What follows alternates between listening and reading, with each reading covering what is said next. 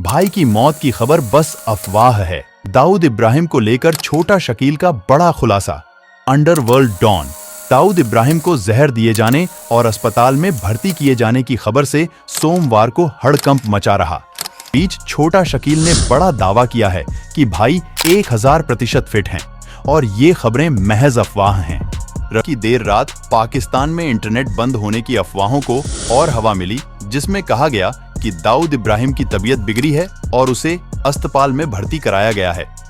छोटा शकील, जो दाऊद के पूरे गैंग की आपराधिक कार्यविधि और डी कंपनी के वैश्विक संचालन को देखता है, उसने दावा किया कि जब वह पाकिस्तान में उससे मिलने गया तो उसने भाई को अच्छी स्थिति में पाया। यहाँ के खुफिया सूत्रों ने दाऊद इब्राहिम को जहर दिए जाने की संभावना से इनकार किया है, यह देखते हुए कि वह 24 घंटे सुरक्षा घेरे में रहता है, जिसमें उसके अपने भरोसेमंद लोगों के अलावा पाकिस्तान की कुख्यात खुफिया एजेंसी ISI के एजेंट भी शामिल हैं, जिन्हें वह जिहादी आतंक के हथियार के रूप में इस्तेमाल करता है। एक सूत्र ने कहा कि ISI को दाऊद की भलाई का ध्यान रखने की जरूरत है, क्योंकि अब वह अमेरिका के रडार पर है, जिसने उसे अंतरराष्ट्रीय आतंकवादी के रूप में नामित कराने में महत्वपूर्ण भूमिका निभाई थी। हाल ही में किसी सैन्य अड्डे पर अस्पताल में भर्ती होने की संभावना से इनकार नहीं किया गया है।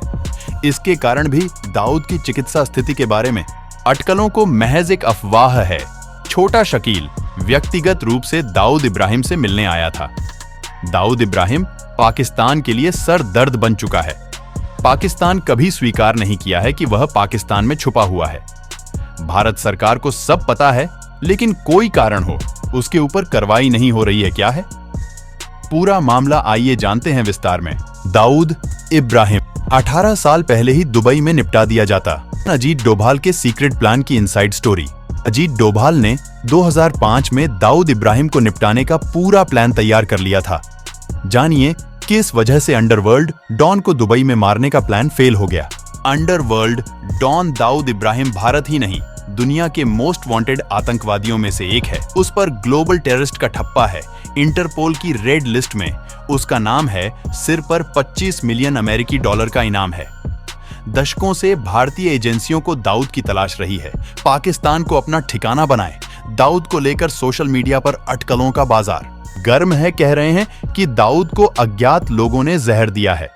वह कराची के अस्पताल में भर्ती है। इसकी पुष्टि नहीं हो सकी है। दशकों से भारत में मोस्ट वांटेड रहे दाऊद को पकड़ने की तमाम कोशिशें नाकाम रहीं। उसे ठिकाने लगाने के एक प्लान में तो खुद अजीत डोभाल शामिल थे, जो अब राष्ट्रीय सुरक्षा सलाहकार NSA हैं। डोभाल ने 2005 में दाऊद को तब ही निपटाने का प्लान बनाया था जब वह दुबई में था। पूर्व गृह सचिव और बीजेपी नेता RK सिंह ने 2015 में उस प्लान की जानकारियां सार्वजनिक की थीं। डोभाल उस समय तक इंटेलिजेंस ब्यूरो IB से रिटायर हो चुके थे। बात 2005 की है। जनवरी में अजीत डोभाल IB से रिटायर हो चुके थे। कुछ दिन बाद खबर आई कि दाऊद इब्राहिम की बेटी माहरूख का निकाह पाकिस्तानी क्रिकेटर जावेद मियांदाद के बेटे जुनैद से होने वाला है। निकाह 9 जुलाई को मक्का में होना था और वलीमा 23 जुलाई को दुबई के ग्रैंड हयात में। भारतीय एजेंसियों ने सही मौका समझकर दाऊद को निपटाने की सोची। बहुत ऐसा होता था जब दाऊद के मूवमेंट की जानकारी मिलती हो। प्लान फेल होता था तो बड़ी फजीहत होती। सरकार अपने ऊपर कोई तोहमत नहीं चाहती थी, इसलिए कमांडो भेजने के बजाय छोटा राजन गैंग की मदद लेने का फैसला हुआ।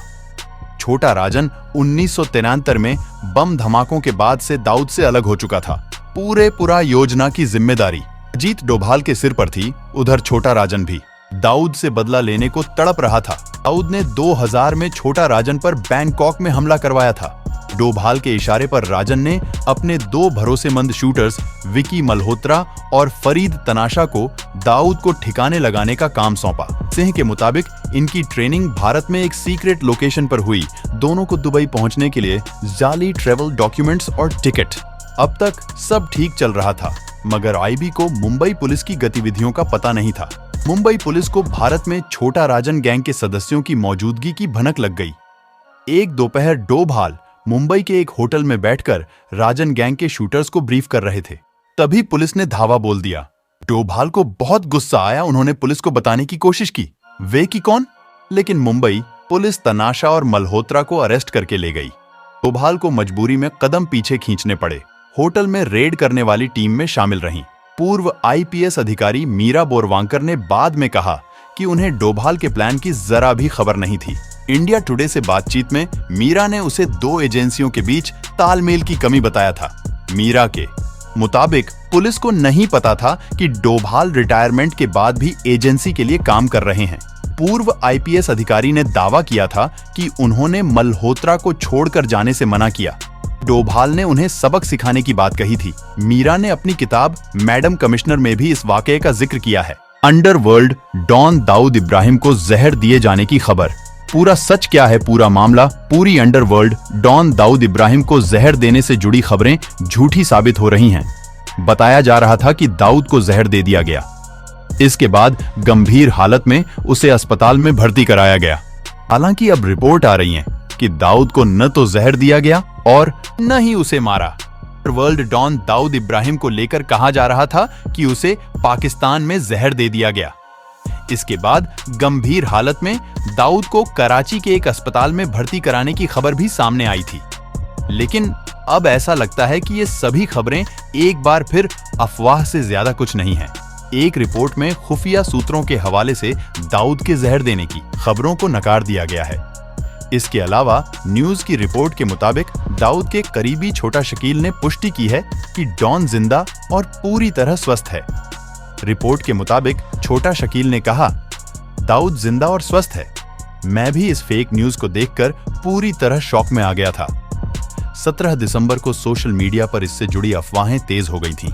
एक पाकिस्तानी यूट्यूबर ने रविवार की देर रात सोशल मीडिया के कुछ पोस्ट का हवाला देते हुए दाऊद के जहर और अस्पताल में भर्ती होने का अनुमान लगाया था। इसके अलावा पाकिस्तान में इंटरनेट की स्पीड को कम कर दिया गया, जिसे दाऊद से ही जोड़ा गया।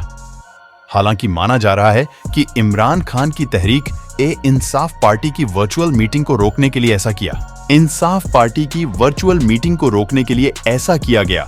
वैश्विक इंटरनेट स्वतंत्रता की निगरानी करने वाली संस्था नेटब्लॉक्स के मुताबिक रविवार की शाम 7 घंटे तक पाकिस्तान में महत्वपूर्ण सोशल मीडिया प्लेटफार्मों पर प्रतिबंध रहा। इंटरनेशनल प्रतिबंधों के बावजूद दाऊद इब्राहिम और उसका परिवार कई दशकों से पाकिस्तान में लग्जरी लाइफस्टाइल का आनंद ले रहा है। दाऊद के मौत से जुड़ी खबरें पहले भी आती रही हैं, लेकिन हर बार वह अफवाह साबित होती रही हैं। इस बार दाऊद को जहर देने से जुड़ी खबरों को एक सही जानकारी के तौर पर देखा जा रहा था, क्योंकि पाकिस्तान में मौजूद भारत के कई आतंकियों को पिछले कुछ महीनों में अज्ञात हमलावर मार चुके हैं। माना जा रहा था कि उन्हीं अज्ञात हमलावरों में से किसी ने दाऊद को भी निशाना बनाया होगा। दाऊद इब्राहिम मुंबई बम धमाकों का मास्टरमाइंड माना जाता है। इस सीरियल बम धमाके में 250 लोगों की मौत हुई थी, वहीं हजारों लोग घायल हो गए थे। दाऊद इब्राहिम को अमेरिका और भारत ने 2003 में वैश्विक आतंकी घोषित किया। वर्तमान में वह भारत की मोस्ट वांटेड लिस्ट में है। भारत लगातार कहता रहा है कि दाऊद इब्राहिम पाकिस्तान के कराची में रह रहा है। हालांकि पाकिस्तान हमेशा इन खबरों से इनकार करता रहा है, लेकिन पूरी दुनिया को पता है कि पाकिस्तान ओसामा समेत दुनिया के आतंकियों को शरण देता है। यह था दोस्तों उससे जुड़ी हुई नई कहानी। आशा करते हैं आप लोगों को पसंद आया होगा। भाइयों, लाइक सब्सक्राइब जरूर करें वीडियो देखने के लिए। बहुत बहुत धन्यवाद।